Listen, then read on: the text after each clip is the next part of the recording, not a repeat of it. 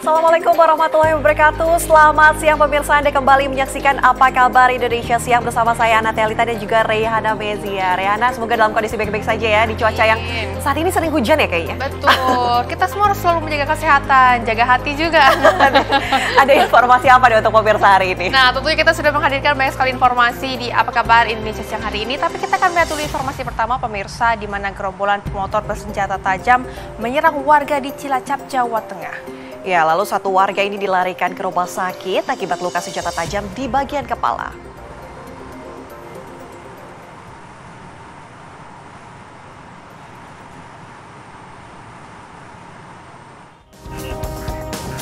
Sebuah rekaman video kamera pengawas memperlihatkan aksi brutal puluhan kendaraan bermotor yang diduga gangster menyerang warga di Majenang, Cilacap, Jawa Tengah. Dalam video, terlihat sejumlah pemuda berlari dan mengacungkan senjata tajam ke warga yang ada di sekitar tempat kejadian.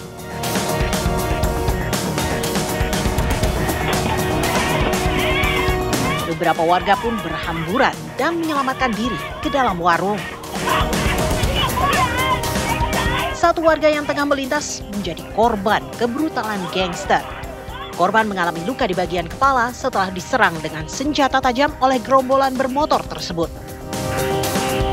Kurang lebih 20 motor itu bawa tajam, ada yang bawa celurit, ada yang bawa samurai. Kalau yang saya tahu korban itu orang Cigobang, dibawa ke rumah sakit, ditinggalkan temannya, dia masih kesakitan, terus akhirnya saya panggil keluarga, baru mau ke rumah sakit, mau diobati di rumah sakit. Sejumlah senjata tajam dan 2 kendaraan bermotor yang digunakan oleh para gangster telah diamankan anggota Polsek Majenang. Warga berharap pelaku pembacokan dan puluhan gangster tersebut bisa segera ditangkap. Dari Cilacap, Jawa Tengah, Ian Sutriana, TV One mengabarkan.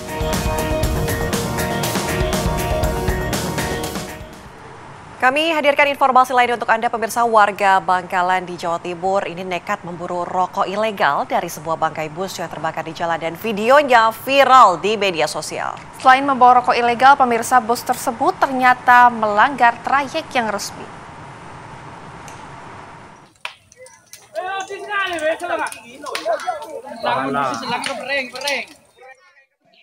Inilah video amatir yang viral di media sosial. Sebuah bus pahala kencana terbakar di ruas jalan raya Paterongan, Kecamatan Galis, Kabupaten Bangkalan. Bukannya membantu memadamkan api, sejumlah warga malah nekat mengambil sisa-sisa muatan bus berupa rokok yang diduga ilegal usai kebakaran bus padam.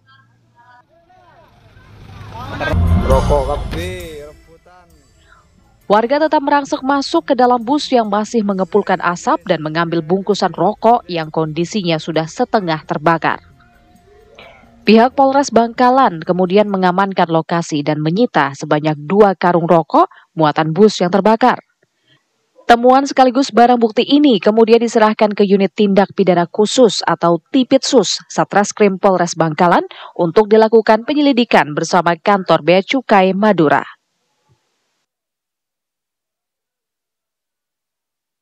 Itu ada rokok yang kita amankan, namun demikian bekas rokok yang sebagian juga sudah dibakar. Itu kira-kira itu ada 2 karung, rekan-rekan, ada 2 karung. Kemarin kita amankan guna kepentingan sebagai barang bukti dalam proses penyelidikan nanti. Untuk sementara penyelidikan oleh siapa? Untuk penyidikan, kemarin kasus juga sudah kita limpahkan ke Reskrim.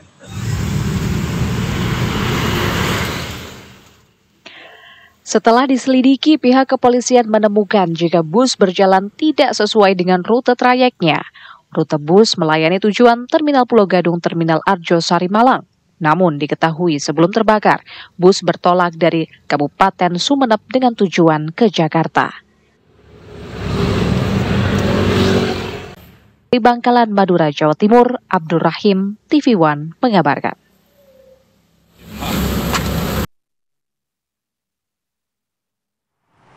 Jauh-jauh dari Tangerang, Banten, pemirsa, seorang penipu malah melakukan aksinya di wilayah Jawa Timur. Uniknya, salah satu korbannya merupakan polisi. Ya, pemuda itu pun akhirnya diringkus usai mengelabui 2 orang korban.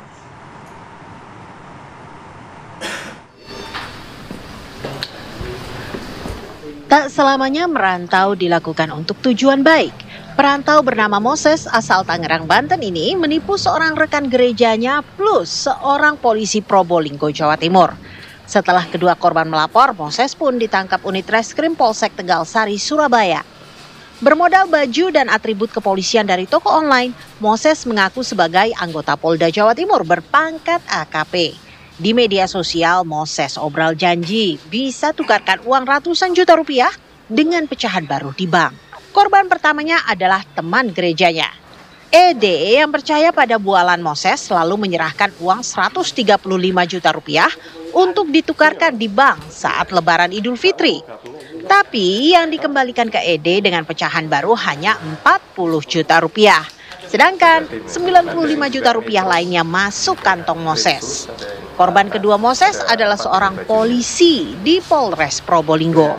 Moses yang baru berusia 22 tahun tersebut berhasil mengelabui korban yang dijanjikan bisa dimutasi dari Polres Probolinggo ke Polres Lamongan. Syaratnya, polisi asli tersebut cukup menyetorkan sejumlah uang kepada Moses.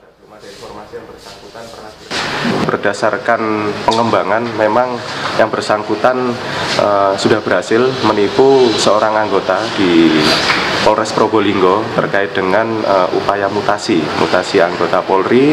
Yang bersangkutan berjanji bisa memindahkan mutasi dari Probolinggo ke Polres Lamongan, namun ternyata setelah uang diberikan yang bersangkutan tidak kunjung mutasi.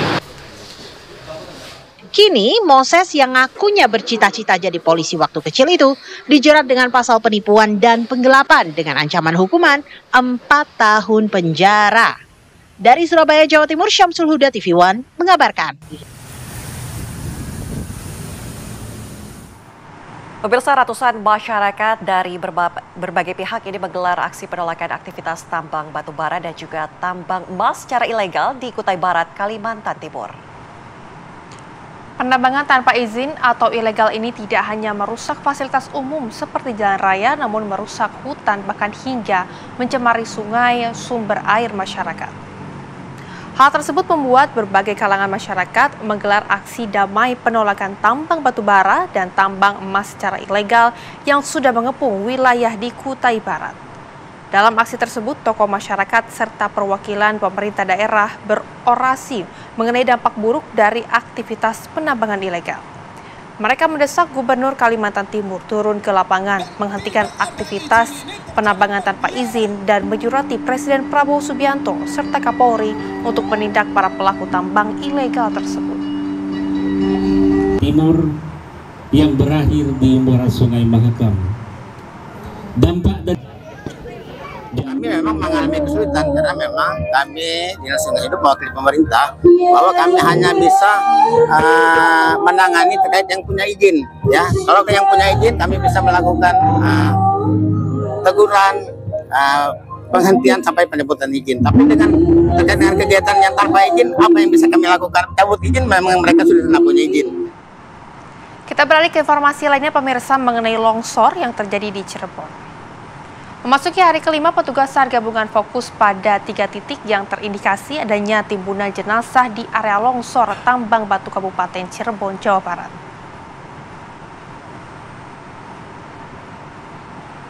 Pada hari kelima ini, 21 jenazah berhasil dievakuasi petugas dari area longsor.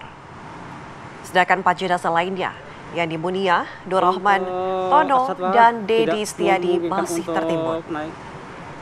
Keempat jenazah terakhir yang belum ditemukan tersebut merupakan penambang dan 1 diantaranya merupakan wanita penjual es.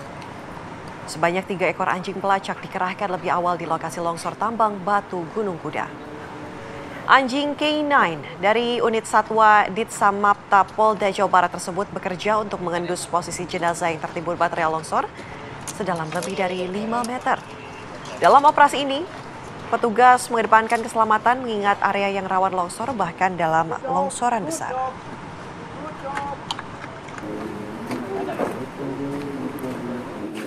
Dengan melaksanakan pelacakan dengan menggunakan K9 atau anjing pelacak, di mana informasi dari K9 ini sementara ditemukan ada 3 titik yang terindikasi adanya timbunan daripada jenazah. Ya, kalau kita melihat di sebelah belakang kami, yaitu sektornya berada di batu sebelah kiri, yaitu worksheet A. Itu sebelah kiri daripada batu itu ada 1 titik dan sebelah kanan batu itu ada 2 titik. Tentunya kita akan fokuskan pencarian pada pagi hari ini di worksheet A atau sektor sebelah kiri.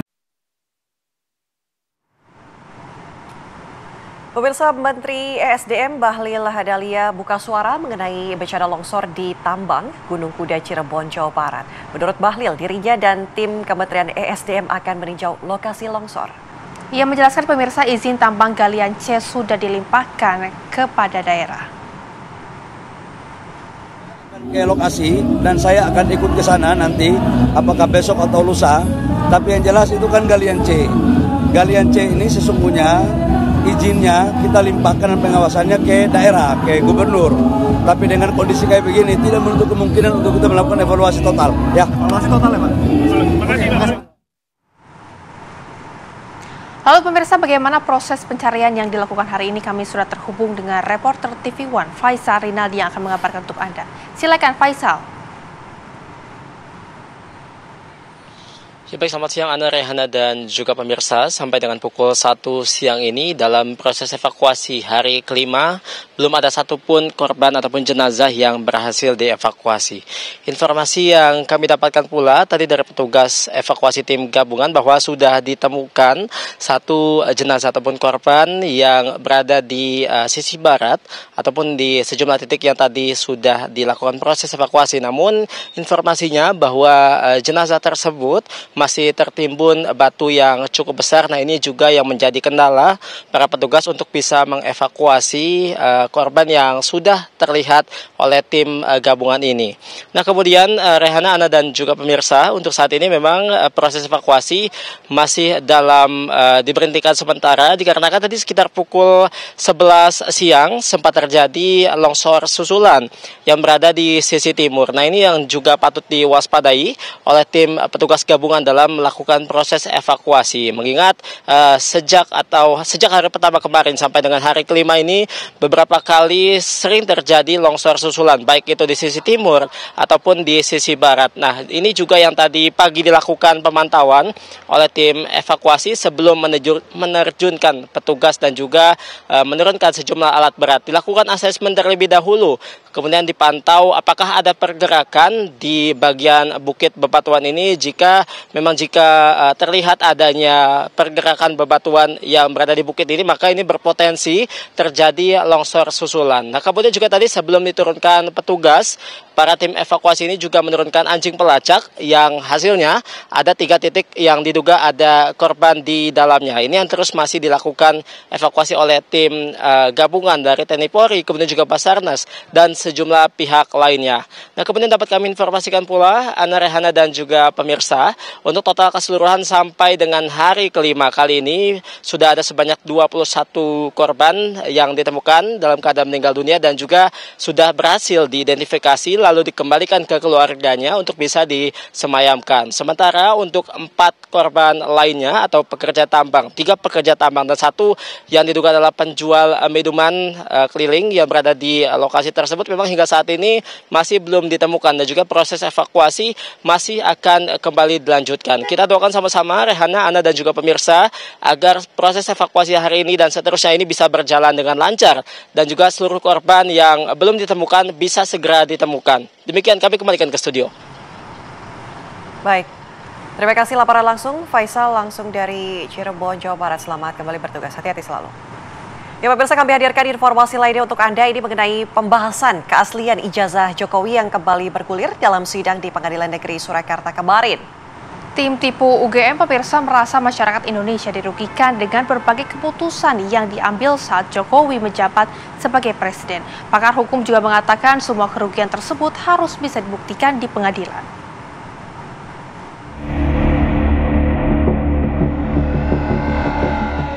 Koordinator Kuasa Hukum Tim Tolak Ijazah Palsu Usaha Nggak Punya Malu atau Tipu UGM, Andika Dian Prasetyo, menilai banyak pihak termasuk masyarakat Indonesia yang dirugikan dengan sistem tata kelola politik yang dilakukan Joko Widodo dalam 2 periode, sehingga siapapun bisa mengajukan gugatan. prinsipal kami yaitu Dr. Muhammad Taufik itu merasakan bahwa ya memang dalam kepemimpinan Pak Jokowi selama menjadi presiden dan lain sebagainya, khususnya dalam perkara ini itu memang merasa dirugikan. Yang pertama itu dirugikannya adalah ya kaitannya dengan sistem tata kelola politik, sistem tata kelola kenegaraan dan lain sebagainya. Dan itu kan dirasakan oleh semua masyarakat di Indonesia. Jadi siapapun kalau menurut kami itu ya berhak untuk melayangkan gugatan, kira-kira kan begitu.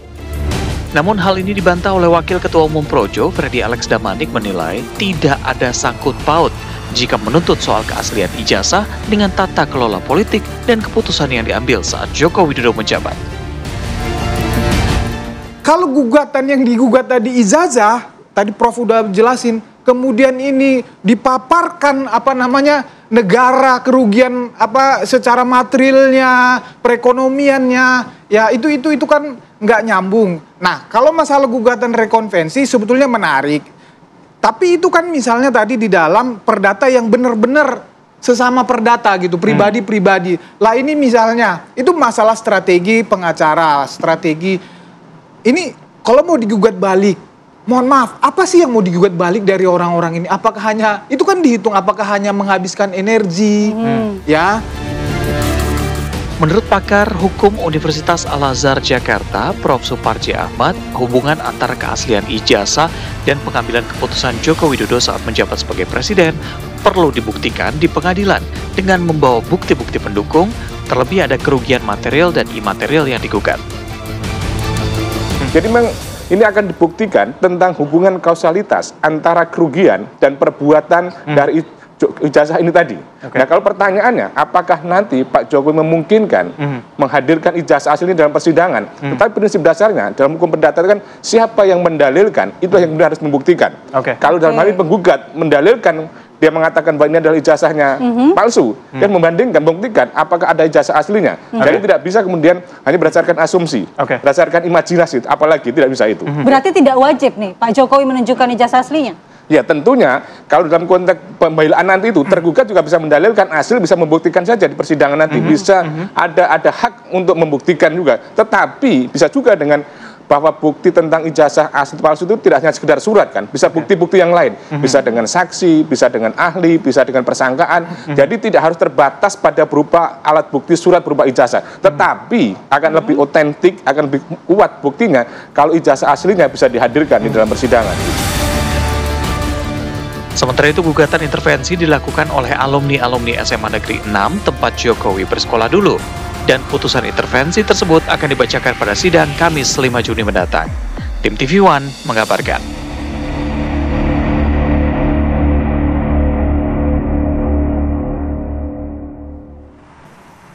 Anda kembali di Apa Kabar Indonesia Siang, pemirsa, kami hadirkan informasi lainnya untuk Anda. Kali ini yang viral-viral ya, Rehana. Betul. Rehana, kalau di kolam renang biasanya ngapain aja? Renang, makan. Ya? Ada yang unik dari hal ini, yang informasi yang akan kita hadirkan untuk pemirsa, karena ibu-ibu ini, emak-emak berenang sambil sholawatan. Berikut informasinya pemirsa untuk Anda.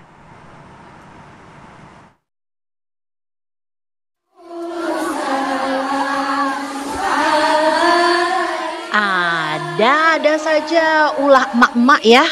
Di sebuah video yang menjadi viral di media sosial ini, sekumpulan emak-emak berseragam khusus dengan kompak menggelar pengajian sambil sholawatan. Gak tanggung-tanggung, mereka terlihat begitu kompak.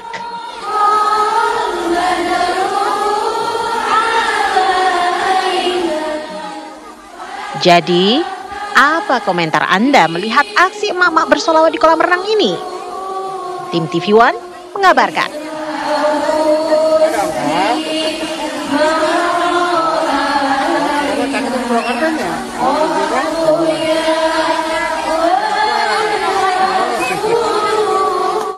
Heran ya sih. Nah, ada lagi nih aksi emak-emak yang bikin geleng-geleng, baru aja nih tadi dilihat. Ada apa nih? Inilah pokoknya nih, ada emak-emak yang membuat konten berjoget di depan sebuah kuil di Thailand. Di mana itu? Di Thailand. Aduh, bener-bener deh ya ini. Adabnya bikin heran masalahnya. Kita lihat aja langsung ya.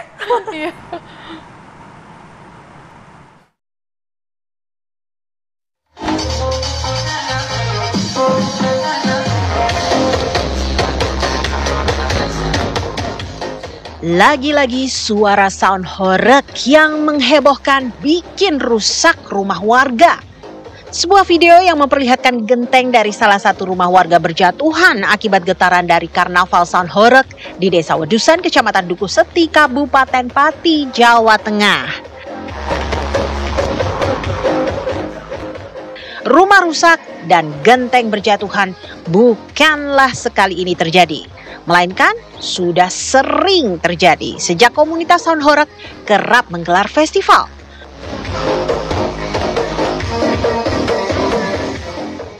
Meski ada warga yang menikmati karnaval tersebut, banyak juga warga yang mengeluhkan seringnya karnaval yang menyiksa telinga itu digelar.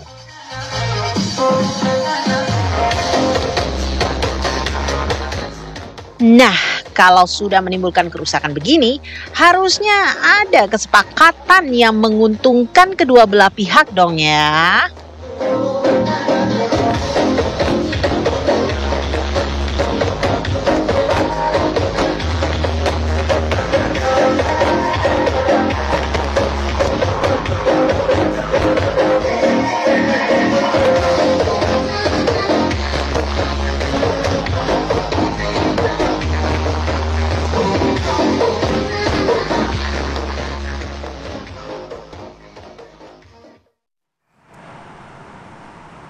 Ya, kalau tadi kan kita udah bicara yang emak-emak, tapi ternyata tampilnya yang horeg ya. Ternyata Betul. ini ada informasi adalah suara dahsyat dari sound horeg yang kembali membuat rumah warga rusak di Pati, Jawa Tengah. Ada informasi apa lagi nih selain ini? Nah, selain ini juga baru tadi, ya kembali lagi emak-emak yang tadi joget di Thailand. Ini juga bikin pusing nih. Di Kuil Suci di ya Kuil katanya. Suci Kita lihat aja langsung ya. Iya.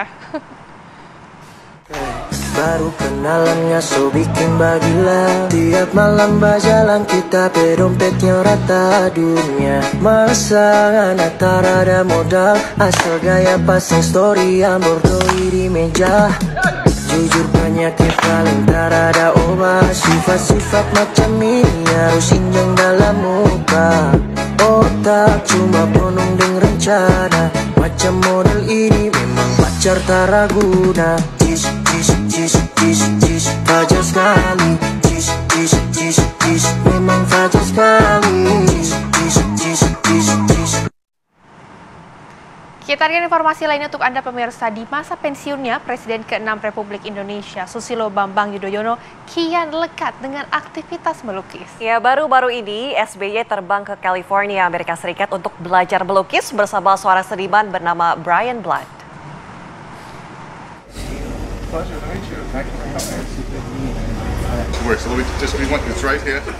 Presiden ke-6 Republik Indonesia Susilo Bambang Yudhoyono mengisi masa pensiunnya dengan melukis. Baru-baru ini dalam kunjungannya ke California, Amerika Serikat untuk menghadiri konferensi internasional, SBY meluangkan waktunya bertemu dengan pelukis bernama Brian Blood untuk mengajarinya melukis. Kegiatan ini berlangsung di Pebble Beach, sebuah lokasi yang terkenal dengan pemandangan pantainya yang indah pada Minggu 25 Mei 2025. Dalam video yang diunggah di akun YouTube pribadinya, SBY nampak senang dan sangat antusias memperhatikan ketika Brian Blood memberikan penjelasan soal teknik melukis. Brian Blood merupakan pelukis yang dikenal akan gaya realis dan impresionisnya untuk lukisan landscape.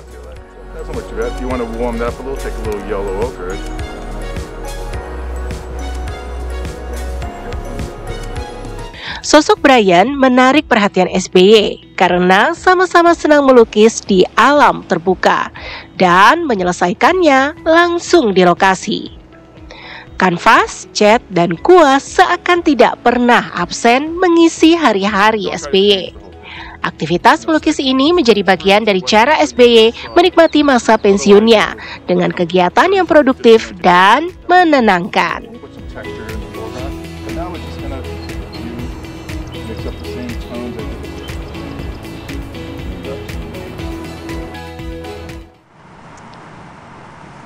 Seru sekali ya kayaknya Pak SBY ini mengisi waktunya saat ini. Kami ajak Anda pemirsa berdialog langsung bersama dengan politisi Partai Demokrat, ada Pak Syarif Hasan.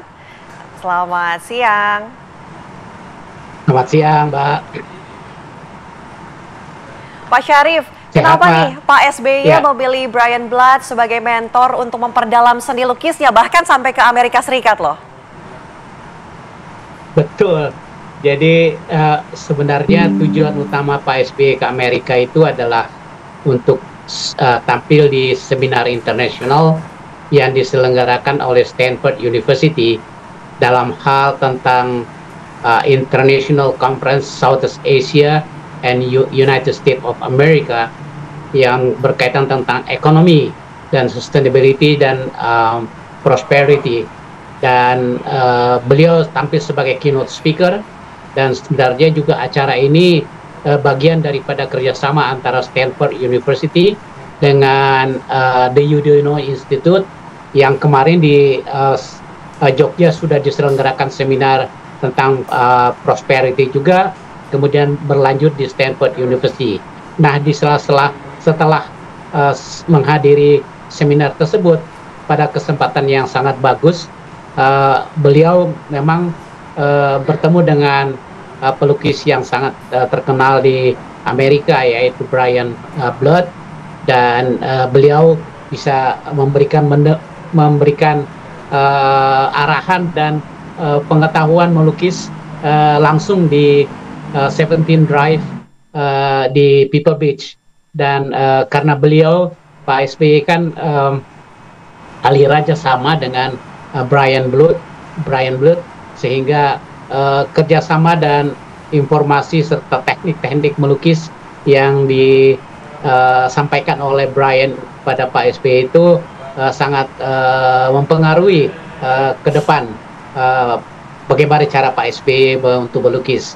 Nah, seperti kita ketahui, Pak SBY kan memilih aktivitas salah satunya adalah melukis dalam proses healing atas kepergian Ibu Ani Yudhoyono, dan tepat pada tanggal 1 Juni kemarin, 6 tahun beliau almarhumah meninggal, dan itu adalah merupakan salah satu kegiatan Pak SBY untuk proses healing ke depan.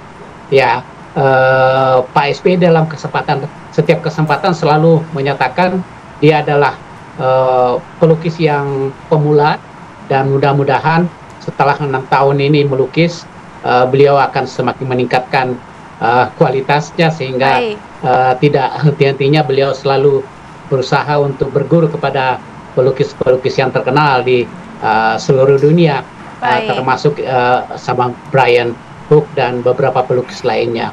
Itulah kegiatan Pak SBY yang kita ikuti sekarang.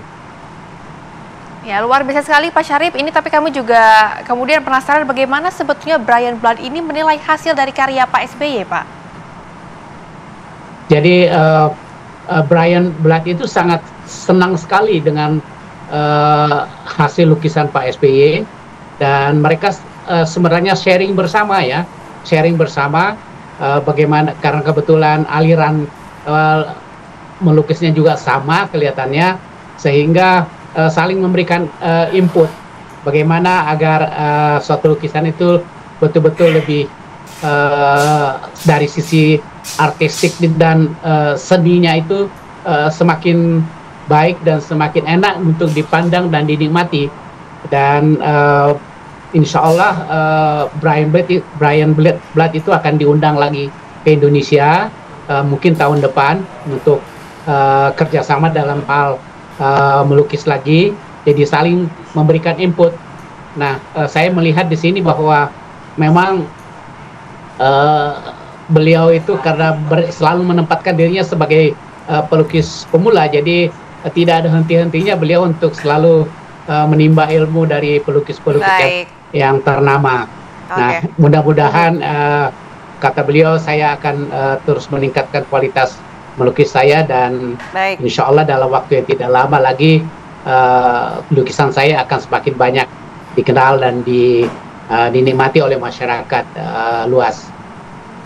Oke, baik. Terima kasih Pak Syarif sudah mau berbincang bersama kami, berdialog bersama kami di Apa Kabar Indonesia Siang. Sehat selalu untuk Pak SBY dan juga Pak Syarif. Terima kasih Mbak, salam sehat selalu.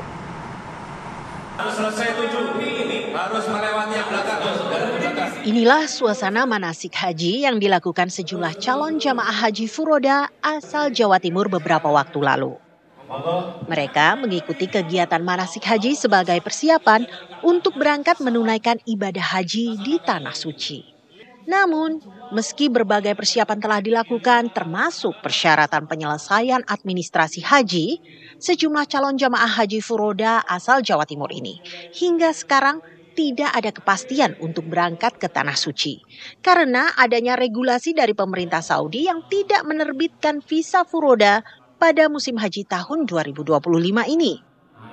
Menurut data Aliansi Pengusaha Haramain seluruh Indonesia, tercatat ada sekitar 1.200 orang calon jamaah haji furoda asal Jawa Timur yang terancam gagal berangkat haji karena tidak keluarnya visa furoda dari pemerintah Saudi.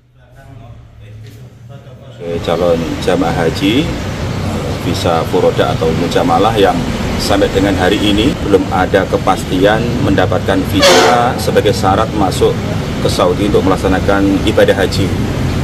Ini adalah puncak keresahan karena dari deadline awal mungkin pertengahan Mei, sekarang sudah akhir Mei, sementara sebentar lagi Saudi akan melakukan penutupan, sehingga kami masih berharap kepada pemerintah terutama untuk melakukan satu lobby tingkat tinggi sehingga Saudi berkenan untuk membuka terbitnya visa sehingga kami bisa dan saudara-saudara kita yang lain yang mungkin jumlahnya secara nasional mencapai 2.000 lebih bisa berangkat ke Tanah Suci.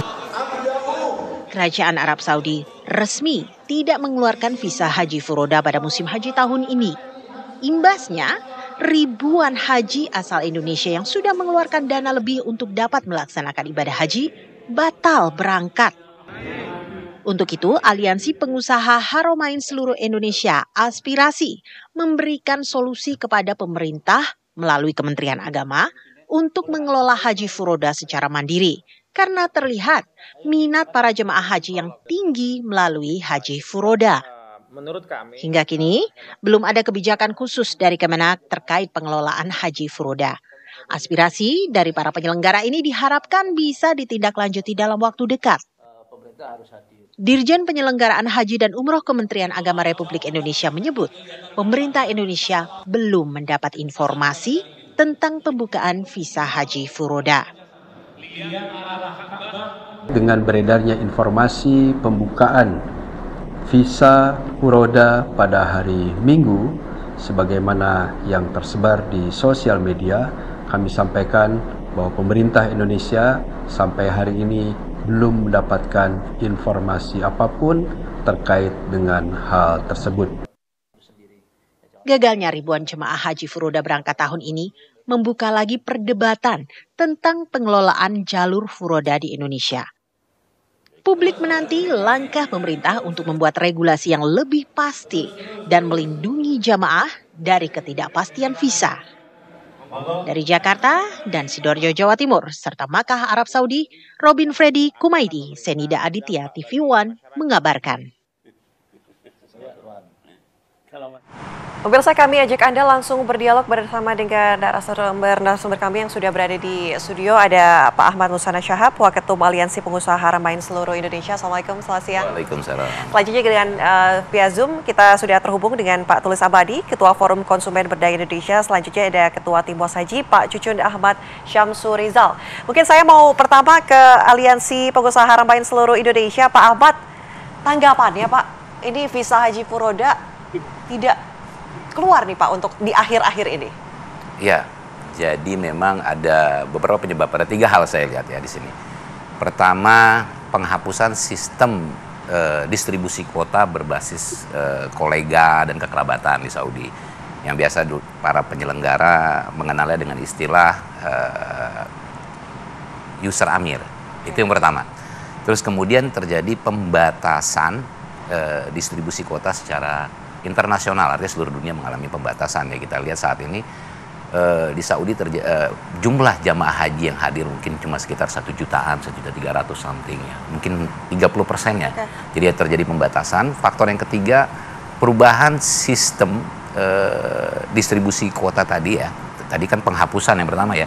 Yang ketiga, distribusi kuota mujamalah itu dilakukan melalui syarikah-syarikah penyedia layanan gitu ya. Ada 13 masalah syarikah yang penyedia layanan yang diberikan kuota. Jadi artinya perubahan-perubahan ini yang menyebabkan bukan langka lagi ya, udah ditutupnya. Mungkin kalau langka pada saat bulan Februari, tapi hari ini sudah tidak ada yang keluar lagi gitu. Ya, itu mungkin penyebabnya ya langkaan ketiadaan ya visa furoda ataupun mujamalah saat ini. Pak, ini juga kita sudah terhubung dengan Pak Cucun Syamsurijal selaku Ketua Tim Was Haji. Pak Cucun, ini kan nampaknya banyak sekali yang gagal untuk berangkat haji. Dari Bapak sendiri tanggapannya seperti apa nih Pak?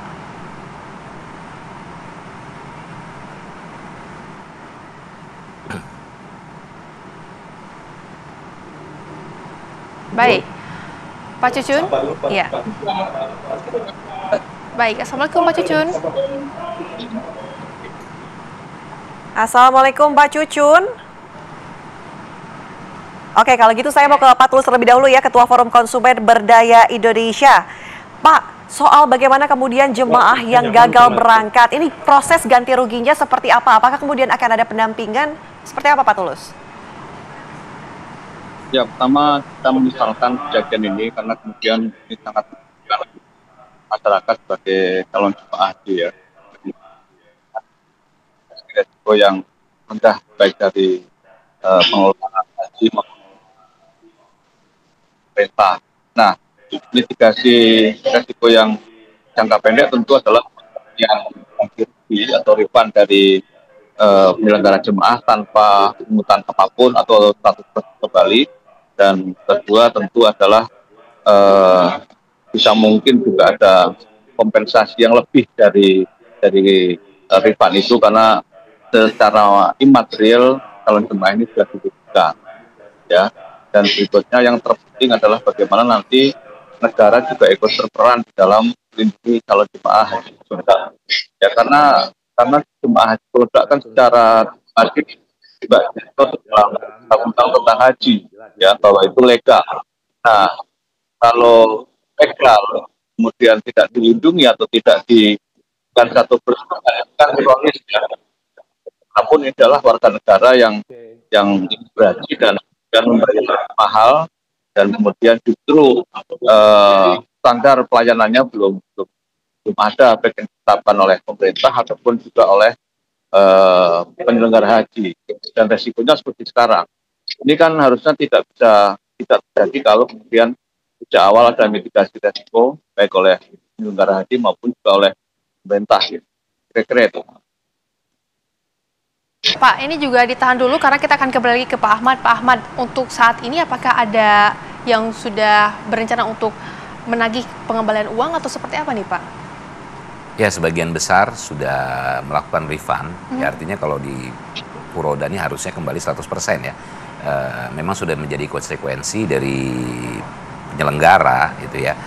Manakala visa tidak diperoleh ya harus kembali 100%. Dan memang mitigasi risikonya adalah ketika semua komponen biaya itu akan dikeluarkan ketika visa diperoleh. Itu idealnya. Jadi kalau belum dapat visa selayaknya jangan ada pengeluaran-pengeluaran yang dilakukan sebelum itu. Jadi akan rawan ketika visa tidak diperoleh dan dana jamaah nggak bisa dikembalikan akhirnya kan gitu. Jadi berangsur-angsur sudah terjadi refund memang, tapi ada juga beberapa jamaah yang ingin bertahan sampai akhir, artinya sampai H-2 seperti sekarang ya, masih ada harapan, oh ada visa mau keluar. Artinya ada segolongan mungkin yang masih berupaya, masih berharap di detik terakhir ini masih ada kebijakan yang sifatnya karena pernah terjadi ada kebijakan yang di akhir-akhir muncul. Dia artinya masih ada segelintir calon jamaah yang masih berharap itu terjadi. Masih ada harapan begitu ya? Gitu kan. Baik. Kami juga sudah bergabung lagi bersama dengan Pak Cucun Ahmad Syamsurijal, Ketua Tim Was Haji. Assalamualaikum Pak Cucun. Bisa mendengar kami? Waalaikumsalam, Ana. Ya. Pak Cucun, kami ingin tahu apa temuan utama dari Tim Was Haji mengenai visa furoda yang akhirnya tidak terbit, banyak jemaah yang gagal berangkat. Ya, pertama saya sampaikan bahwa di kita itu sebetulnya tidak dikenal namanya visa furoda. Ya, pokoknya kita bikin undang-undang hanya 2 di pasal 18 itu bahwa visa haji Indonesia ini terdiri dari A, visa haji kuota Indonesia dan visa haji mujamalah undangan pemerintah kerajaan Arab Saudi. Hanya dua itu. Jadi dalam Undang-Undang 8 2019 kita nggak mengenal visa Puroda. Saya juga baru-baru ini apa sih Puroda itu. Nah, tetapi dari tahun ke tahun terus berkembang. Ada penyelenggara jasa haji ini menawarkan visa Puroda, ya. Mungkin dengan istilah yang dibikin oleh kita di Indonesia, ya. Visa Puroda ini menggunakan, saya yakin ini adalah visa mujamalah undangan kerajaan Arab Saudi. Dan jelas bukan hanya kebijakan pemerintah Saudi sekarang melarang orang masuk ke Saudi tanpa visa haji. Kita itu di Undang-Undang 8 2019 itu sudah protek dalam pasal 17 bahwa warga negara Indonesia, ya, visa haji di luar kuota haji Indonesia dilarang digunakan oleh jemaah haji. Nah, itu di poin ayat satunya. Yang kedua, larangan sebagaimana dimaksud pada ayat 1, ya, dikecualikan kecuali yang mendapatkan undangan dari raja, yaitu mujamalah. Jadi visa itu yang legal itu hanya visa haji. Nah, apapun juga ini karena sudah bertahun-tahun berjalan dan harusnya ini yang mendapat mujamalah juga kan dilaporkan kepada Kementerian Agama. Tapi kebanyakan karena ini langsung sudah B2B, ya, dengan penyelenggara jasa, kadang-kadang kita juga tidak ada kontrol. Makanya untuk proses next, kami ini lagi sedang menggagas merevisi Undang-Undang 8 2019. Seperti apakah supaya kesempatan haji kita ini lebih banyak dan semua bisa menyelenggarakan, termasuk misalkan tadi orang yang bisa menggunakan visa dengan jalur koordinasi langsung dengan otoritas kerajaan Arab Saudi. Itu, Ana. Oke, baik Pak Cucun, Pak Ahmad, dan juga Pak Tulus, ini kita harus ditahan dulu. Kita juga masih akan terus mendalami, tapi usai jeda tetaplah bersama kami pemirsa di Apa Kabar Indonesia Siang. Ya, Anda kembali di Apa Kabar Indonesia Siang. Kami masih akan berdiskusi mengenai visa Furoda yang tidak terbit begitu ya. Kami hadirkan langsung Ketua Timbas Haji Pak Cucun Ahmad Syamsurijal. Pak Cucun masih bersama kami, Pak? Masih, ya. Oke, Pak Cucun. Tadi Anda katakan bahwa visa ini ada dua, undangan dan juga yang diterbitkan seperti kita dari Indonesia, dari negara-negara lain. Nah, adakah indikasi penyalahgunaan, Pak, berkaitan dengan visa ini yang tadi dikatakan Furoda ini hanya penyebutannya saja begitu? Harusnya undangan itu gratis, Pak, tapi oleh para travel ini diperjualbelikan. Seperti apa temuannya? Makanya kan kita juga ini kalau emang mau di legalisasi melalui undang-undang nanti mujamalah ini, ya, biar ada standarnya. Contoh begini kan, kalau misalkan sekarang ini kan kompetisinya cukup luar biasa, karena orang siapa yang tidak mau pergi haji, ditawarin berapapun asal bisa berangkat tahun ini, dikatakan T0 melalui visa yang dikatakan tadi visa Furoda atau visa mujamalah itu. Nah, ini kan harus ada standarisasi. Ya, biar nanti tidak ada kompetisi, malah yang menjadi beban bagi para warga negara kita yang mau pergi haji. Makanya kalau bicara masalah penyalahgunaan atau apapun, kami belum lihat ya. Belum lihat sampai sejauh ini. Kita akan lihat nanti pasca evaluasi, pasca pelaksanaan haji sekarang ini, beberapa PIHK, penyelenggara ibadah haji khusus, yaitu travel-travel, kemudian juga PPIH, Kemenag sebagai panitia penyelenggara haji.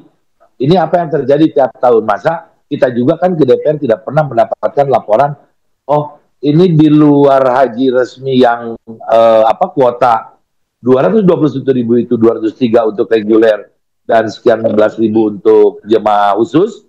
Nah, ini kan yang terlapor dan sering kita bahas hanya ini. Makanya kalau berbicara masalah Furoda, ini kalau mau nanti kita legalisasi dalam undang-undang seperti apa, dan kita ingin minta masukan dari PIHK, dari siapa visa itu sebenarnya, dan harus jaminannya jelas.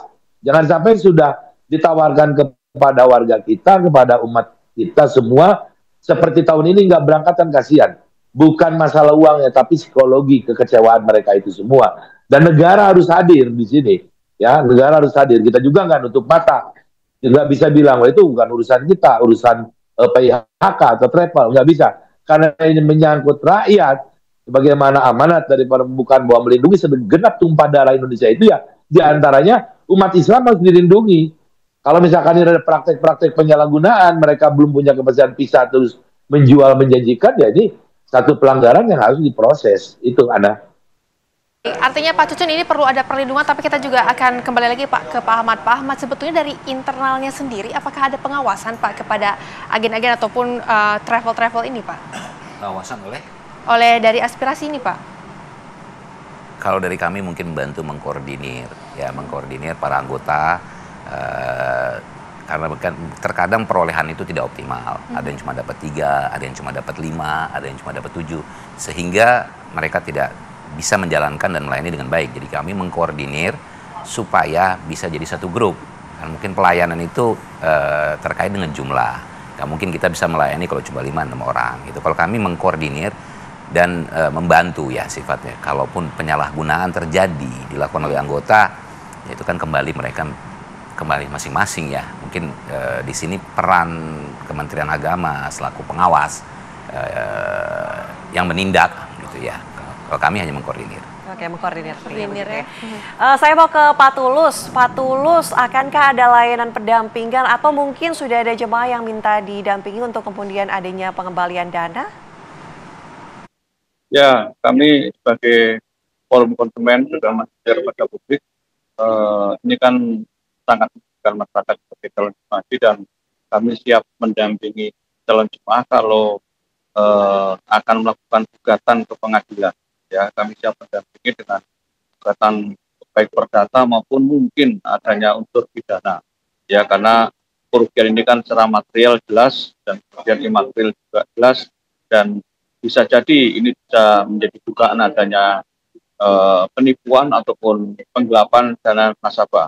Oleh karena itu, agar ini tidak terjadi berlarut baik pada saat ini maupun ke depan, maka harus ada pembelajaran yang dilakukan pada operator atau calon operator ataupun pengelola haji ataupun juga kepada regulator. Karena bagaimanapun regulator dalam pendidikan agama tidak bisa lepas tangan. Karena di dalam undang-undang haji tadi saya katakan haji furoda itu ada dan legal.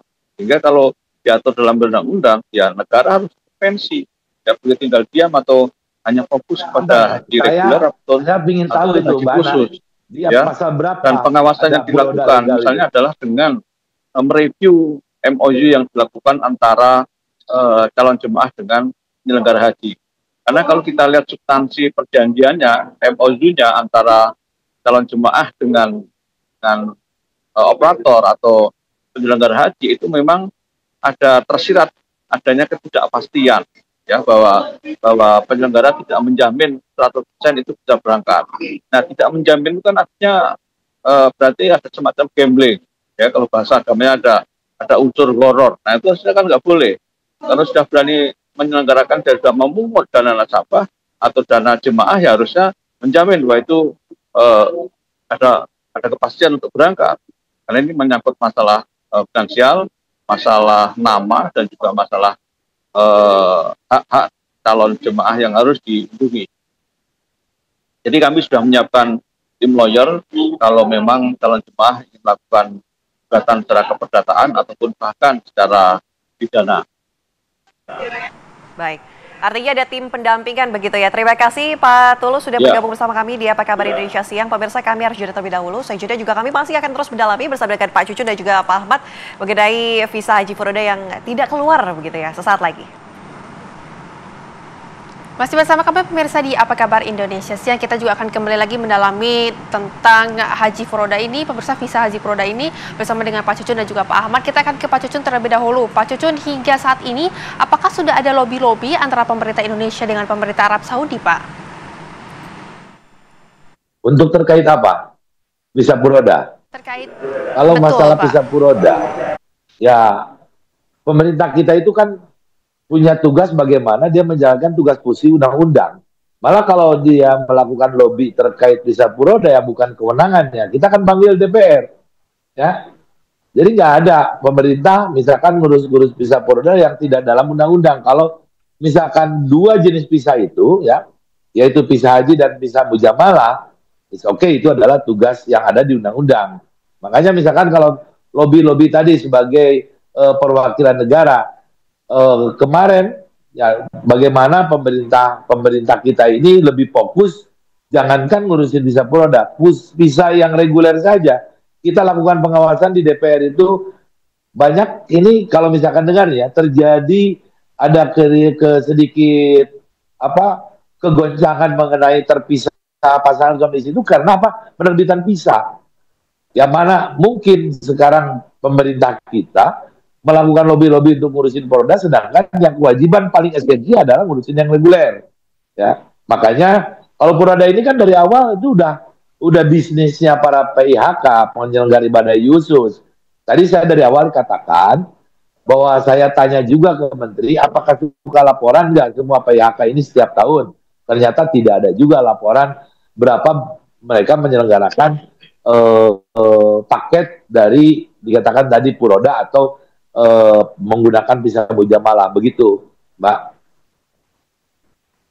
Oke, Pak Cucun terima kasih sudah bergabung bersama kami di Apa Kabar Indonesia Siang. Pak Ahmad juga terima kasih sudah bergabung bersama kami di Apa Kabar Indonesia Siang. Kami juga akan nanti menunggu ya keputusan aliansi seperti apa selanjutnya. Betul. Nanti melihat apakah kemudian akan ada perubahan regulasi atau seperti apa, Pak Ahmad? Kalau perubahan regulasi itu sudah terjadi dan sudah dilakukan oleh Kerajaan Arab Saudi. Artinya seperti saya utarakan di awal tadi, perolehan kuota mujamalah ini sudah tidak lagi berbasis kolega, kekerabatan, circle kerajaan, tapi sudah lebih profesional. Dia sudah berbasis bisnis, gitu ya, sudah berbasis sistem. Jadi ke depan tuh akan lebih teratur dan lebih rapi. Baik, terima kasih. Ya, Ahmad sudah bergabung sama kami di Apa Kabar Indonesia Siang. Selanjutnya kita juga akan hadirkan apa nih? Betul sekali, kita akan menghadirkan pemirsa bagaimana sebetulnya persiapan jelang puncak haji. Kami sudah terhubung dengan reporter TV One Eriko yang akan mengabarkan untuk Anda. Eriko, silakan.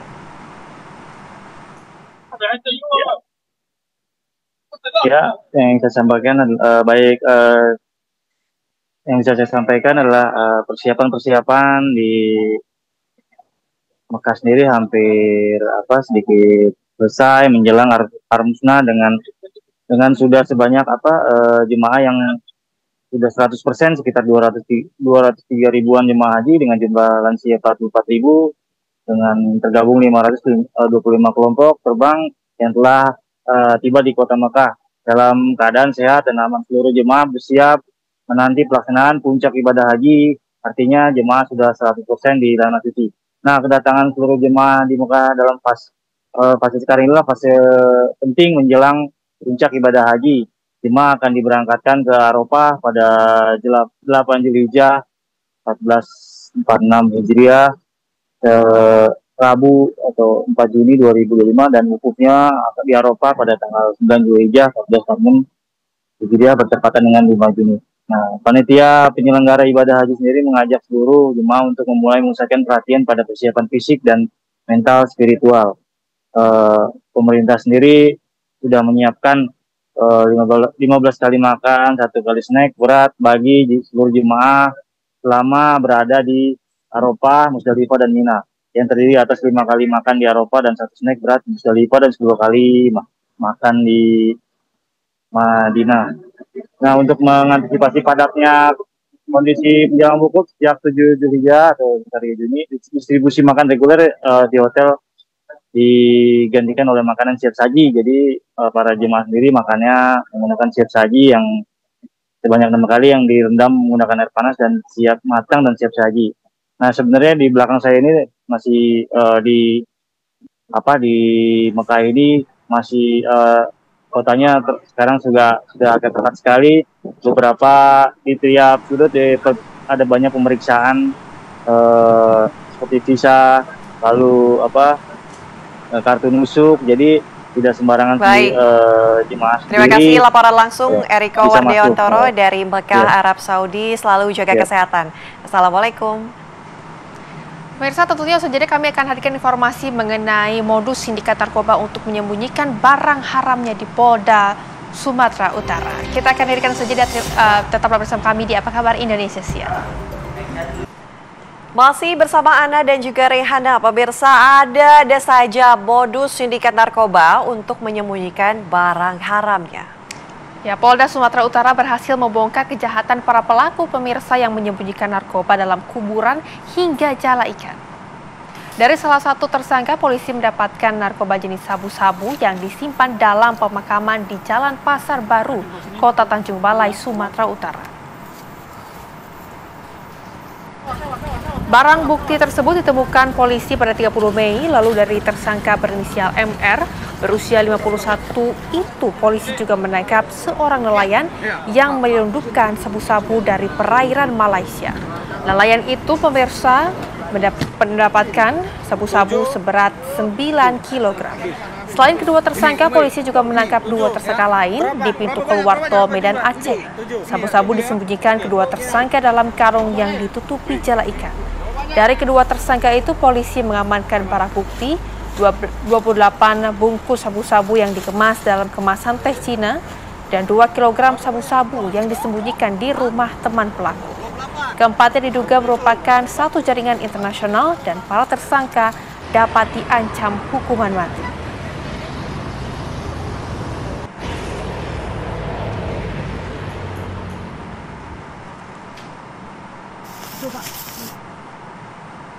Lantas pemirsa, bagaimana temuan sabu 100 kg ini? Kami sudah terhubung dengan reporter Nofri Afandi di Medan, Sumatera Utara. Nofri, silakan dengan laporan Anda.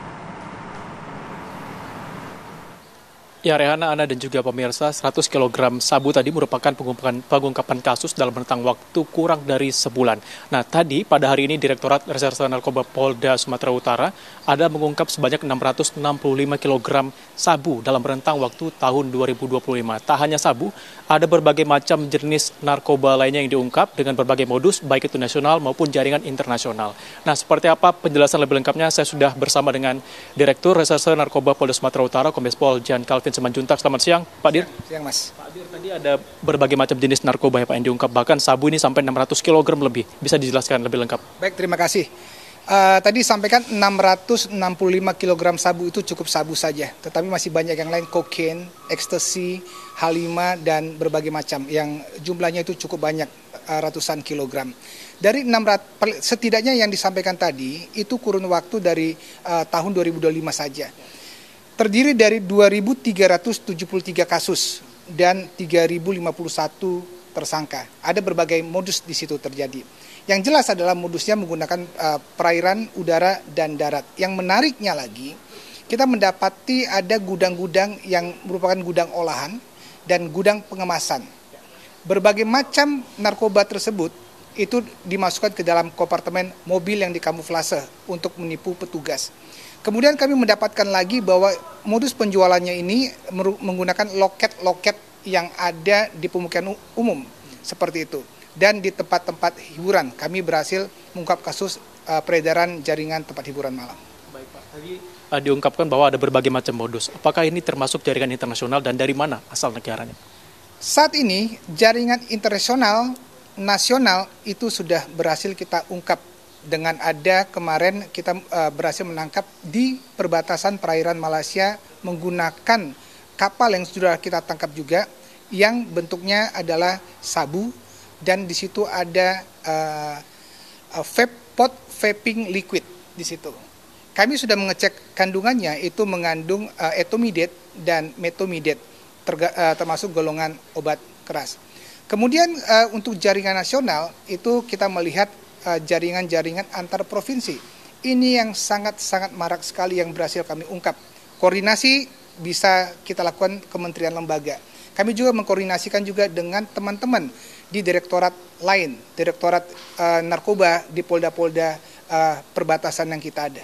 Berarti ini berhasil diungkap dengan berbagai kolaborasi instansi ya Pak ya. Baik, terima kasih Pak Dir atas informasinya. Itu tadi pemirsa seperti apa pengungkapan ada sebanyak 600 lebih kilogram sabu yang diungkap dalam rentang waktu 2025.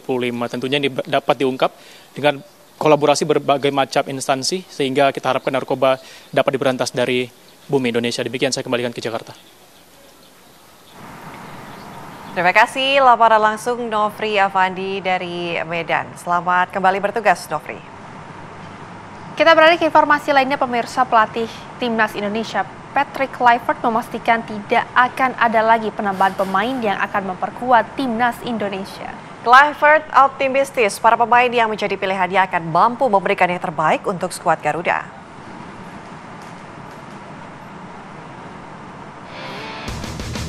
Tak sampai sepekan lagi, Indonesia akan menghadapi laga krusial dalam lanjutan kualifikasi Piala Dunia putaran ketiga Grup C dengan menjamu Cina di Stadion Gelora Bung Karno, Jakarta. Sejumlah persiapan sudah dilakukan oleh pelatih Patrick Kluivert dan staf pelatih sejak pekan lalu dengan menggelar pemusatan latihan di Bali dan berlanjut di Jakarta.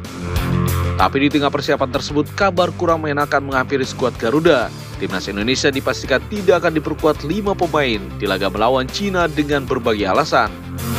Meski demikian, tampaknya hal itu rupanya tak menjadi persoalan serius. Menurut manajer Timnas Sumarji, tim pelatih siap memaksimalkan skuad yang ada tanpa ada tambahan pemain lagi. Sementara 30 pemain akan tetap jadi satu.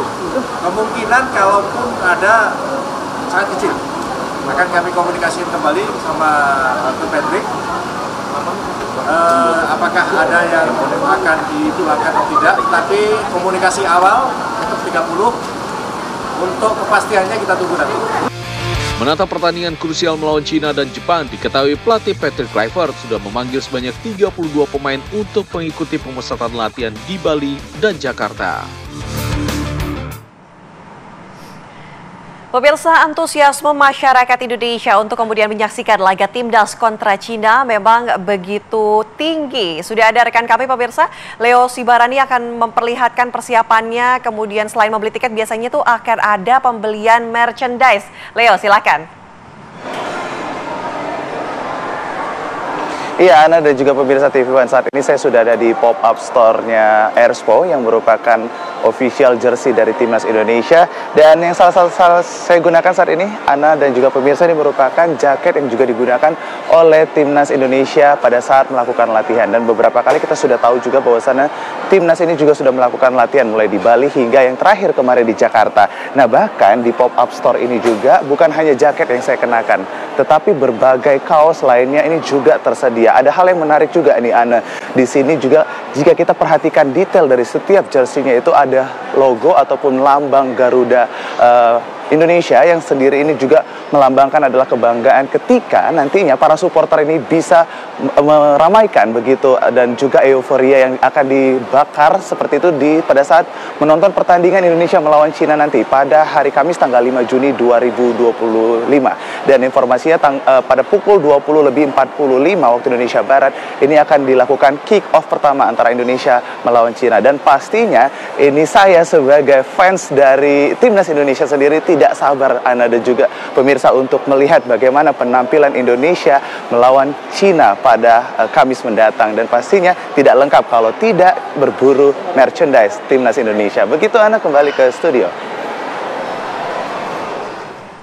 Baik, terima kasih Leo Sibarani atas laporan Anda. Selamat kembali beraktivitas. Ya pemirsa, kami hadirkan informasi lainnya untuk Anda menjelang Hari Raya Idul Adha 1446 Hijriah. Presiden Republik Indonesia Prabowo Subianto membeli sapi kurban dari berbagai lokasi di Indonesia. Salah satunya ada sapi jenis limusin seberat 1,6 ton yang menjadi pilihan Presiden Prabowo untuk dijadikan hewan kurban di Kabupaten Purbalingga, Jawa Tengah. Kita ketinggal, Pak. Sapi bernama Bulky dengan bulu coklat yang mengkilap dan bermata jernih.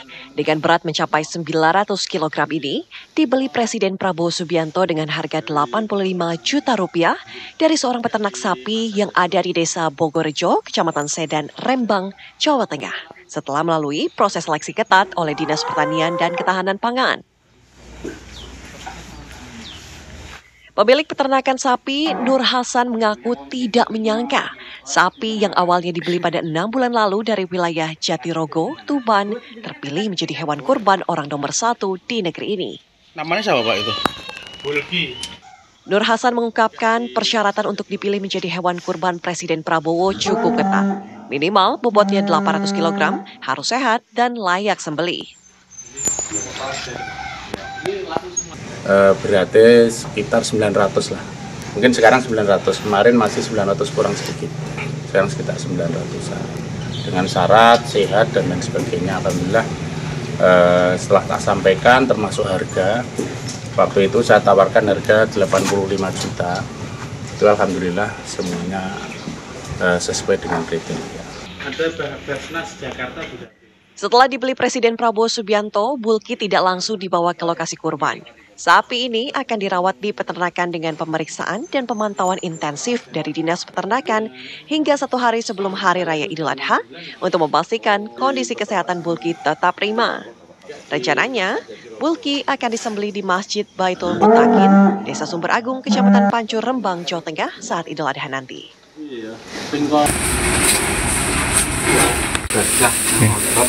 Sapi jenis limusin seberat 1,6 ton menjadi pilihan Presiden Prabowo Subianto untuk dijadikan hewan kurban di Kabupaten Purbalingga, Jawa Tengah. Menurut informasi dari Sekretariat Presiden, sapi dibeli dengan harga 95 juta rupiah. Sapi berusia 5 tahun ini merupakan sapi yang lahir dan dibudidayakan oleh petani lokal. Pengawasan kesehatan dilakukan oleh Dinas Peternakan Kabupaten Purbalingga dengan memberikan vaksinasi penyakit mulut dan kuku atau PMK. Rencananya, sapi akan dikirimkan ke Masjid Al-Furqon di Duku Bandingan, Desa Pangadegan, Kabupaten Purbalingga saat Idul Adha nanti. Tim TV One mengabarkan.